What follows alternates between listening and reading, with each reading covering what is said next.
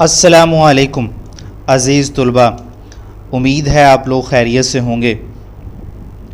Last time हमने S block elements के बारे में इंट्रोडक्शन आपको दिया था।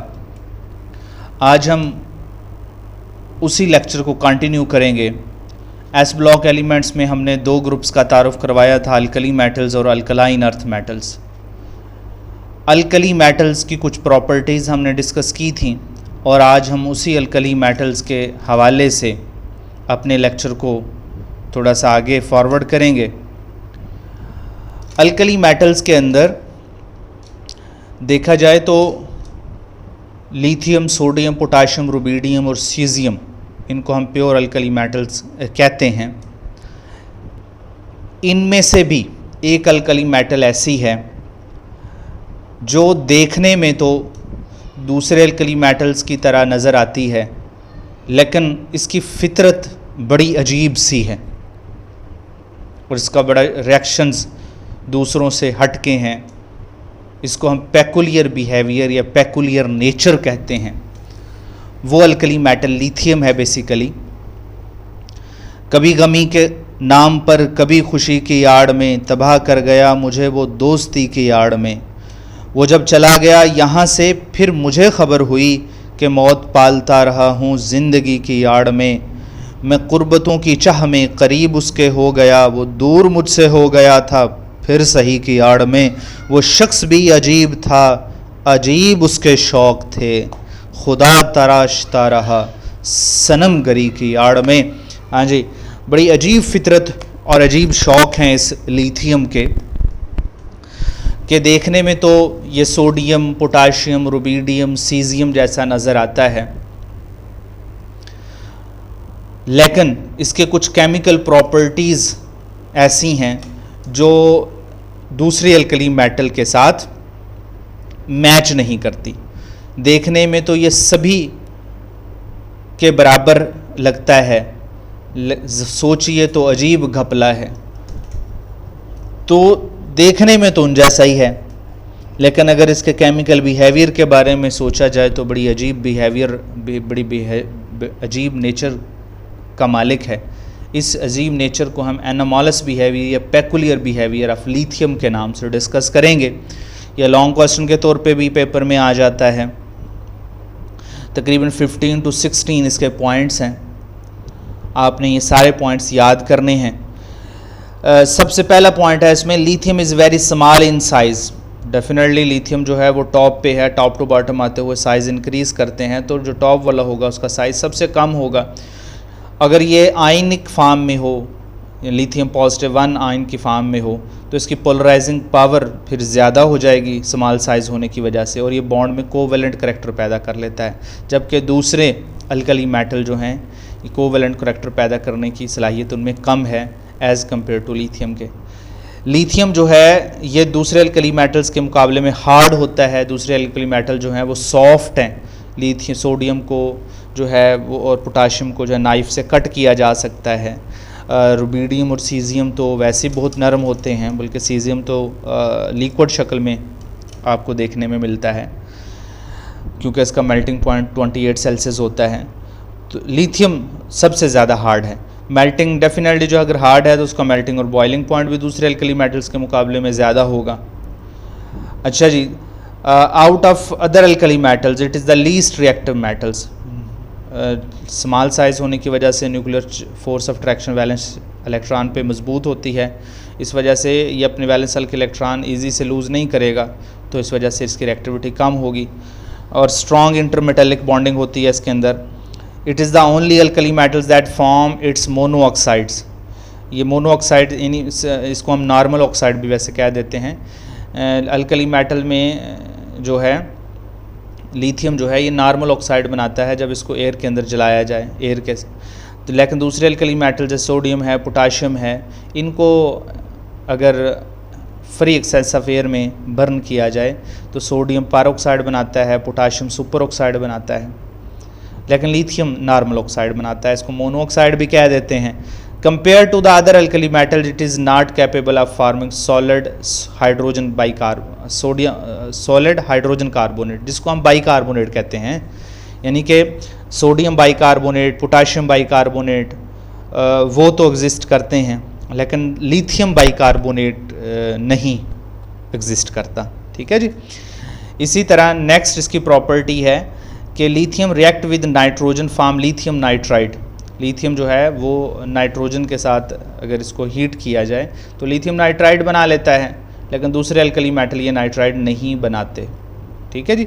लिथियम हाइड्रोक्साइड वीक बेस होता है, जबकि दूसरे अल्कली मेटल्स के हाइड्रोक्साइड जैसे सोडियम हाइड्रोक्साइड है, पोटाशियम हाइड्रोक्साइड है, वो स्ट्रॉन्ग बेस हैं। हम लैब में भी नहीं इस्तेमाल करते हैं सोडियम हाइड्रोक्साइड को, बहुत स्ट्रॉन्ग बेस के तौर पे काम करता है। लिथियम हाइड्रोक्साइड को जब हीट किया जाए तो ये रेड हार्ट तक अगर हीट किया जाए इसको तो ये लिथियम ऑक्साइड बना लेता है, वाटर एलिमिनेट करता है, जबकि दूसरे अल्कली मेटल के हाइड्रोक्साइड को अगर हीट किया जाए तो वो डिकम्पोज नहीं होते। ठीक है जी। लिथियम कार्बोनेट जो है जब डिकम्पोज होगा इस नेक्स्ट जो है वो कार्बन डाइऑक्साइड रिलीज़ करेगा, नॉर्मल ऑक्साइड बनाएगा, लेकिन दूसरे मेटल के जो कार्बोनेट हैं, जो सोडियम कार्बोनेट है, पोटाशियम कार्बोनेट है, वो हीट पे डिकम्पोज नहीं होते। लिथियम हाइड्रोक्साइड जो है वो भी डिकम्पोज हो जाता है, लिथियम कार्बोनेट वो भी डिकम्पोज हो जाता है। इस तरह अल्कली मेटल्स के हाइड्रोक्साइड और कार्बोनेट डिकम्पोज नहीं होते। ठीक है जी। नेक्स्ट जो है it does not react with ethyne. Ethyne को एसिटाइलिन भी कहते हैं। जो एसिटाइलिन के साथ रिएक्शन है अल्कली मेटल्स में, वो सोडियम का, पोटाशियम का तो इजीली हो जाता है, लेकिन वो कहता है जी लिथियम का नहीं होता। लिथियम का नहीं होता क्या? बिल्कुल नहीं होता।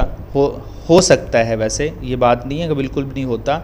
एसिटाइलिन का रिएक्शन लिथियम के साथ लिक्विड अमोनिया पे -40 सेल्सियस पे करवाया जाए तो फिर हो जाता है, लेकिन नॉर्मल कंडीशन पे जैसे सोडियम रिएक्शन करता है, पोटाशियम रिएक्शन करता है एसिटाइलिन के साथ और एसिटाइलाइड बनाता है, जैसे सोडियम इसको कहते हैं डाइसोडियम एसिटाइलाइड, पोटाशियम करेगा तो पोटाशियम डाइसोडियम एसिटाइलाइड, तो नॉर्मल कंडीशन पे जो है वो लिथियम रिएक्शन नहीं करता। ठीक है जी।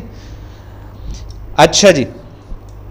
नेक्स्ट है जी कि लिथियम जो है वो डायरेक्टली कार्बन के साथ रिएक्शन करके लिथियम कार्बाइड बना लेता है, लेकिन दूसरे अल्कली मेटल जो है वो डायरेक्ट कार्बन के साथ रिएक्शन करके जो है वो कार्बाइड नहीं बना सकते। इसी तरह hydroxide, oxides, hydroxides, carbonate, phosphate, oxalate of lithium जो है ये वाटर के अंदर स्पारिंगली यानी कि थोड़े से हल होते हैं, क्योंकि इनके अंदर कोवेलेंट करैक्टर आ जाता है, आयनिक करैक्टर नहीं होता है इतना ज़्यादा, जबकि दूसरे अल्कली मेटल्स में आयनिक करैक्टर ज़्यादा होने की वजह से वो वाटर के अंदर इजीली सॉल्युबल हो जाते हैं। सिमिलरली जब लिथियम को अमोनिया के साथ ट्रीट करवाया जाए तो लिथियम इमाइड बनाया जाता है, लिथियम Li2NH, जबकि दूसरे अल्कली मेटल को जब अमोनिया के साथ रिएक्शन करवाया वो अमाइड बनाते हैं, जैसे सोडामाइड, NaNH2 को कहा जाता है सोडामाइड। ठीक है जी। When lithium nitrate is heating, lithium salt के हवाले से अगर बात करें कि लिथियम नाइट्रेट को हीट करें तो लिथियम ऑक्साइड बनाता है, इसे नॉर्मल ऑक्साइड भी कहते हैं, और NO2 गैस भी रिलीज़ करता है और ऑक्सीजन गैस भी रिलीज़ करता है। लेकिन इसके मुकाबले में दूसरे अल्कली मेटल के जो नाइट्रेट्स हैं उन्हें हीट किया जाए तो वो NO2 गैस नहीं बनाते, बल्कि नाइट्रेट से वो नाइट्राइट में कन्वर्ट हो जाते हैं। ठीक है जी। सोडियम नाइट्रेट है तो सोडियम नाइट्राइट बना देगा, पोटाशियम नाइट्रेट है तो पोटाशियम नाइट्राइट बना देगा। तो लिथियम नाइट्रेट जो है वो नाइट्राइट नहीं बनाता, बल्कि ऑक्साइड और NO2 गैस में कन्वर्ट हो जाता है। हाँ जी। नेक्स्ट, लिथियम क्लोराइड जो है वो डेलिक्सेंट एंड क्रिस्टलाइज हो जाता है। डेलिक्सेंट जो पड़ा जो है वो लिक्विड शक्ल में कन्वर्ट हो जाए, वो इस वजह से होता है कि मॉइस्चर से वाटर एब्जॉर्ब कर लेता है, तो इसको हम डेलिक्सेंट कहते हैं। तो क्रिस्टलाइज अगर करवाया जाए तो डाईहाइड्रेटेड फॉर्म में, डाई से डी लिखा हुआ, इसे डाई पढ़ना चाहिए, 2 वाटर के मालिक्यूल इसके साथ अटैच हो जाते हैं। दूसरे अल्कली मेटल्स के जो क्लोराइड्स हैं वो हाइड्रेट नहीं बनाते हैं, लिथियम क्लोराइड हाइड्रेट बना सकता है, दूसरे अल्कली मेटल्स के जो क्लोराइड्स हैं वो हाइड्रेट नहीं बनाते।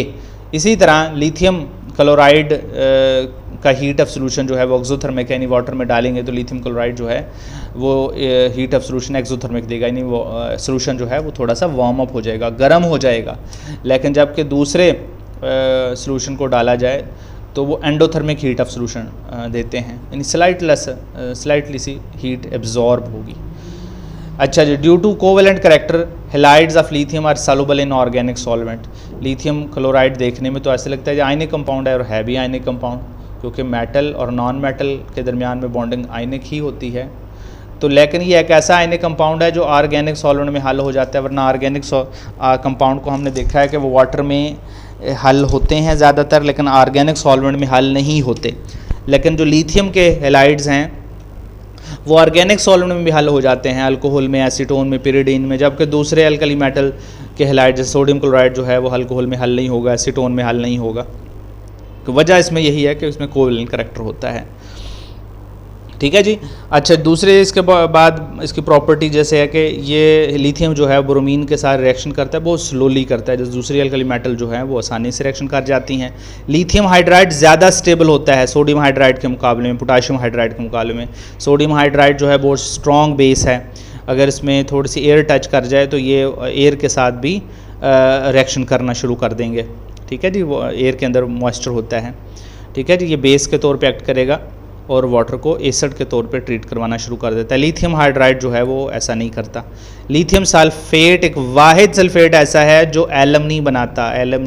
एलम के बारे में आप जानते होंगे, एलम क्या होता है?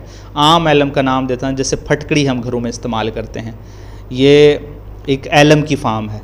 ठीक है, ये डबल सल्फेट साल्ट्स होते हैं।